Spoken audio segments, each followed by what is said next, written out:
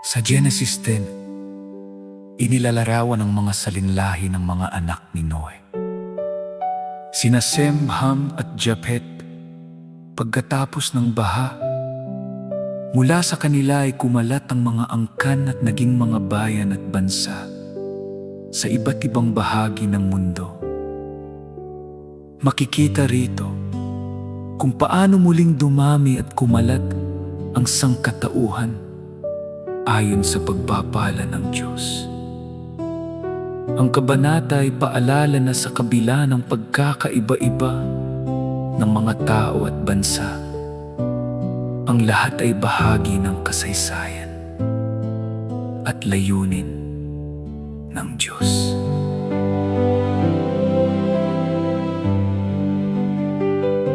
Mga anak ni Noe naglakbay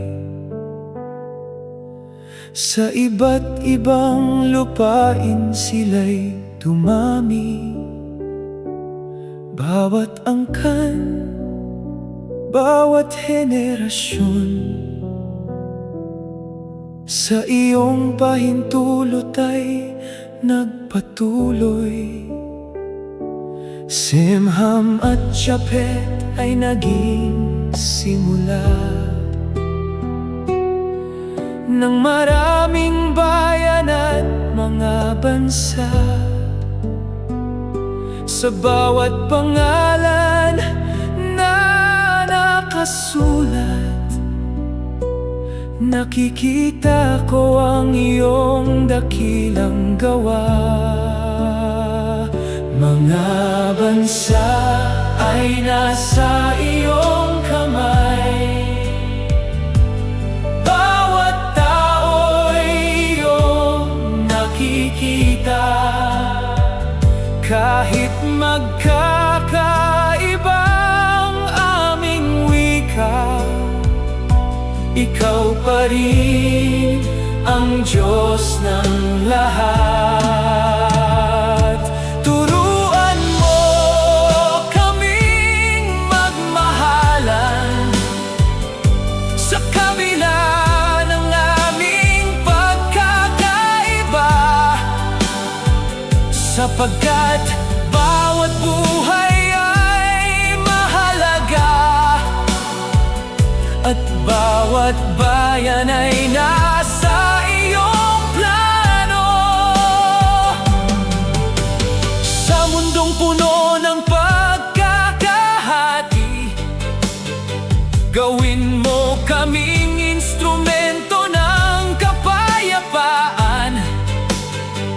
Pag-isahin mo ang aming mga puso sa pag-ibig na nagmumula sa iyo.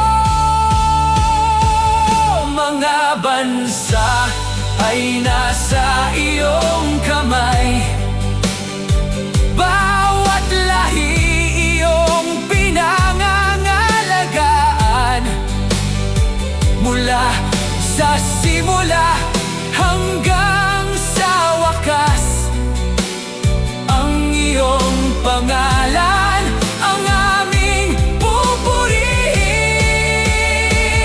Kahit saan man kami maglakbay,